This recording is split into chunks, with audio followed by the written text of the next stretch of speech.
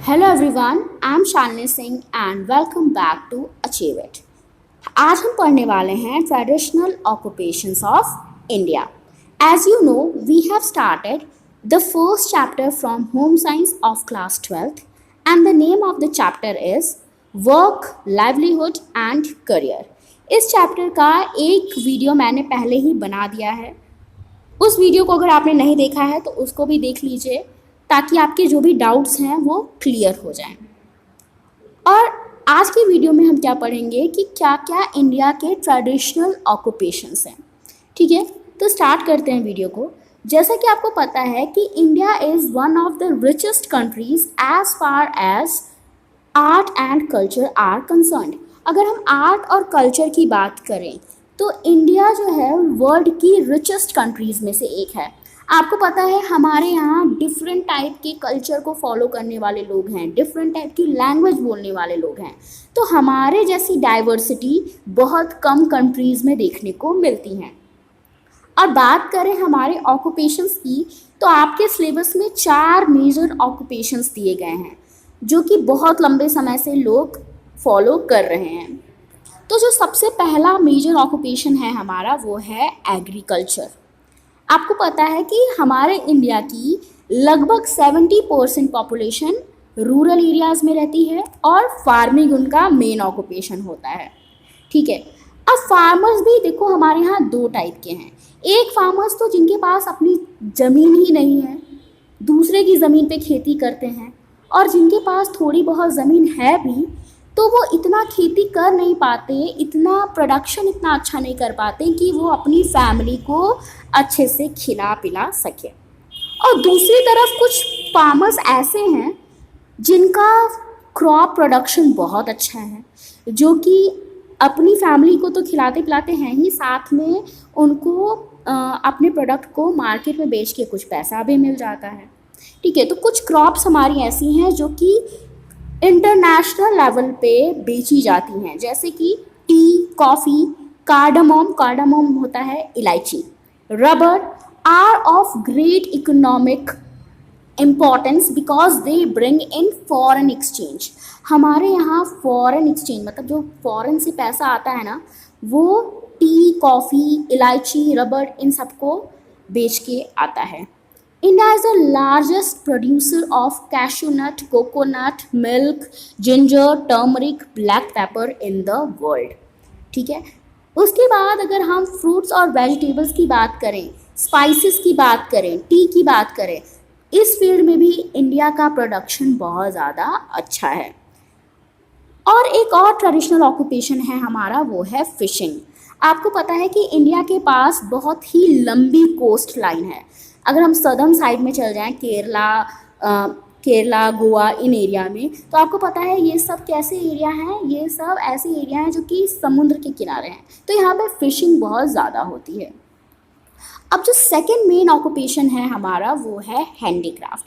Handicraft में आपको पता है कि आर्ट एंड क्राफ्ट का काम होता है, जिसमें हाथ से बनाई हुई चीज़ों को बनाया जाता है और उनको बाहर बेचा जाता है। अब इंडिया का जो आर्ट एंड क्राफ्ट है ना, वो इंटरनेशनल मार्केट में बहुत ज़्यादा पॉपुलर है, जिसकी वजह से हमारे यहाँ का जो रूरल फ्लॉक है, मतलब जो ऐसी जनसंख्या जो रूरल एरिया में रहती है या जो ट्राइबल्स हैं, उनका जीवन यापन इसी आर्ट और क्राफ्ट की वजह से चलता है। तो कुछ एग्जाम्पल्स हमारे यहाँ क्राफ्ट के हैं, वो क्या हैं? Wood craft, pottery, metal craft, jewellery making, ivory craft, comb craft, glass and paper craft, embroidery, weaving, dyeing and printing, shell craft, sculpture, terracotta. अब देखो टेराकोटा क्या है? टेराकोटा को जीआई टैग भी मिला है। यूपी में, उत्तर प्रदेश में एक डिस्ट्रिक्ट है जिसका नाम है गोरखपुर। वहाँ पे दोमट मिट्टी से कुछ कलाकृतियाँ बनाई जाती हैं जिनको बोलते हैं टेराकोटा, और टेराकोटा को जीआई टैग मिला है। जीआई टैग यानी कि जियोग्राफिकल इंडिकेशन टैग, इसीलिए टेराकोटा फेमस है। शोलाफीटा craft, durries, rugs and carpets, clay and iron items etcetera. तो ये सारे कुछ इंडिया के क्राफ्ट हैं। उसके अलावा हमारी जो विविंग इंडस्ट्री है वो भी बहुत ज़्यादा फेमस है। विविंग इंडस्ट्री यानी कि जहाँ पे बुनाई होती है, आपको पता है कि इंडिया में डिफरेंट कल्चर को फॉलो करने वाले लोग रहते हैं और वो डिफरेंट तरह के कपड़ों को पहनते हैं और सबका बुनाई करने का तरीका क्या है, अलग अलग है। इसी वजह से इंडिया का जो हैंड वूवन फैब्रिक है, मतलब हाथ से बुना गया फैब्रिक, वो बहुत समय से, बहुत सदियों से फेमस है।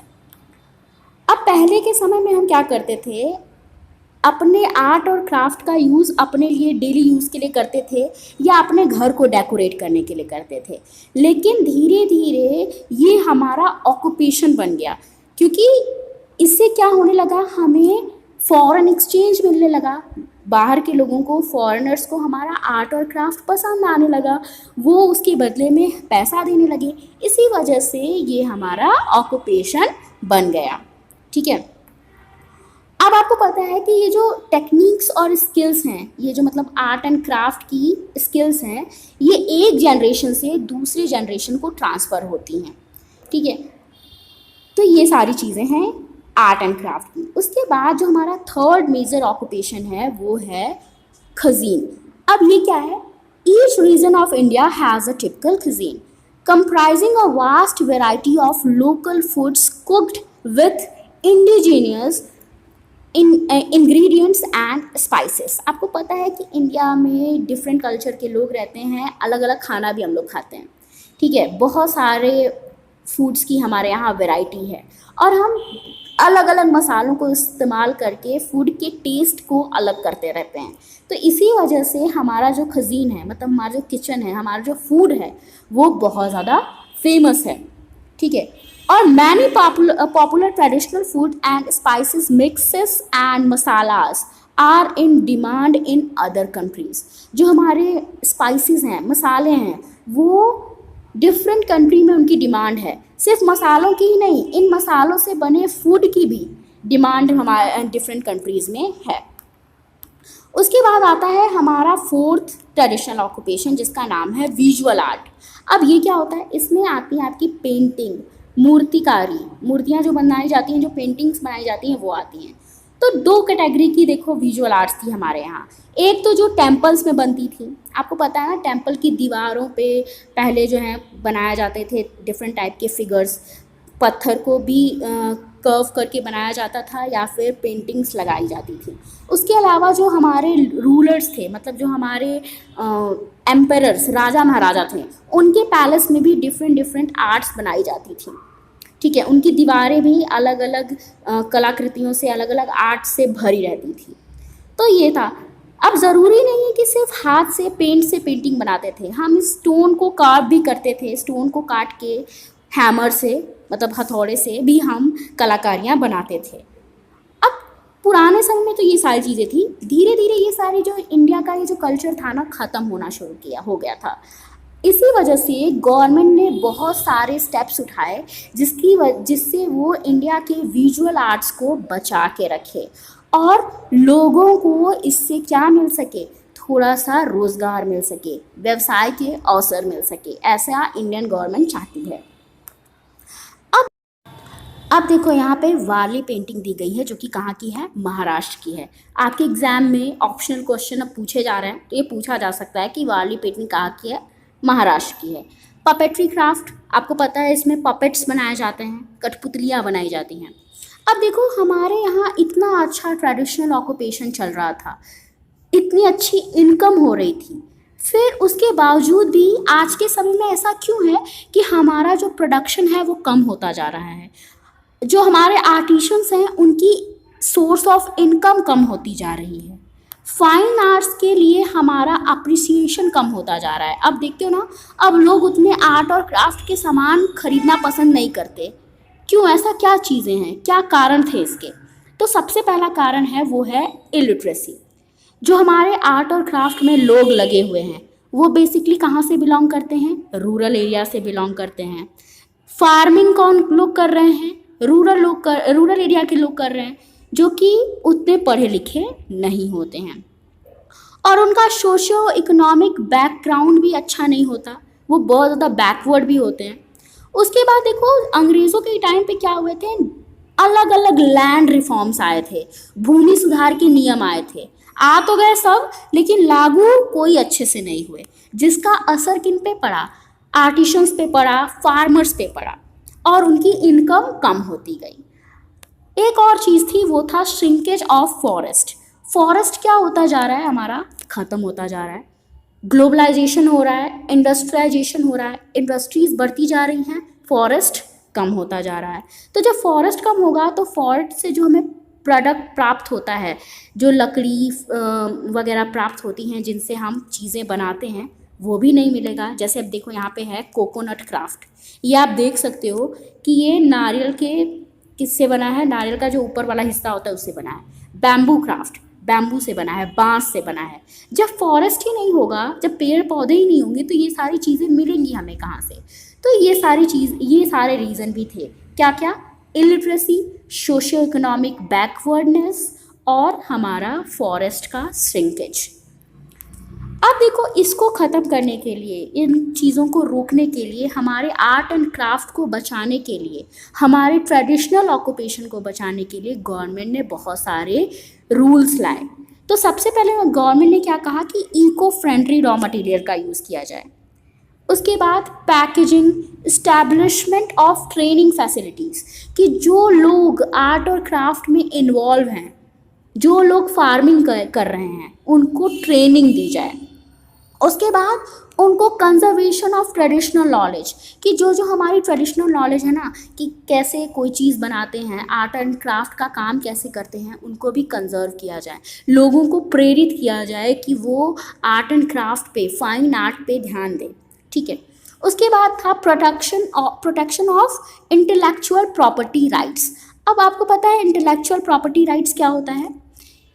जैसे कि कॉपीराइट जिसके अंदर आता है, जिसके अंदर जीआई टैग भी आता है, कि उसमें क्या होता है, किसी चीज़ को एक दे दिया जाता है कि ये चीज़ यहाँ की फेमस है। जैसे दार्जिलिंग की चाय फेमस है, गोरखपुर का टेराकोटा फेमस है। ठीक है। तो अब कॉपीराइट हो जाता है कि वहाँ की वो चीज़ को वही लोग प्रोड्यूस करेंगे। तो ये सारी चीज़ें थी। तो इससे क्या था, इससे भी जो आर्टिशंस हैं उनको बड़ा फ़ायदा होगा। तो ये सारी चीज़ें गवर्नमेंट ने की हैं। Such efforts and initiatives will go a long way to enhance the income generation potential of the rural folk.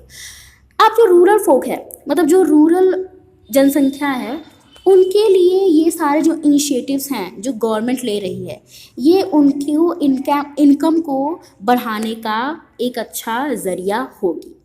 अब आज के समय का जो नीड है, नीड ऑफ द आवर यही है, और हमारे पास एक चैलेंज भी यही है कि हम अपनी डाइवर्सिटी को भी मेंटेन किए रहें, और साथ ही साथ जो हमारे कास्ट के वजह से जो हमारे अंदर भेदभाव आ जा रहा है उसको भी कम करें। हमको पता है हमारे इंडिया में डिफरेंट कास्ट के लोग रहते हैं, डिफरेंट रिलीजन को फॉलो करने वाले लोग रहते हैं। उस इतनी डाइवर्सिटी तो हमारे यहाँ है, उसको भी हमको मेंटेन करना है। साथ में लोगों के दिमाग में वो जो एक कास्ट से दूसरे कास्ट के लिए जो दुश्मनी आती है ना, जो कास्टिज़म वाली फीलिंग आती है, वो भी न आए, ये भी हमें देखना है, इसका भी हमें ध्यान रखना है। तो ये बहुत बड़ा चैलेंज है इंडियन सोसाइटी के सामने। सो आज वीडियो को यहीं ख़त्म करते हैं। आई होप आपको वीडियो समझ में आया होगा, ट्रेडिशनल ऑक्यूपेशन ऑफ इंडिया समझ में आया होगा। अगर वीडियो अच्छा लगा हो तो लाइक करिए, शेयर करिए, और प्लीज़ चैनल को सब्सक्राइब करिए, सो दैट आपको सारे नोटिफिकेशंस मिलते रहें। Thank you for watching.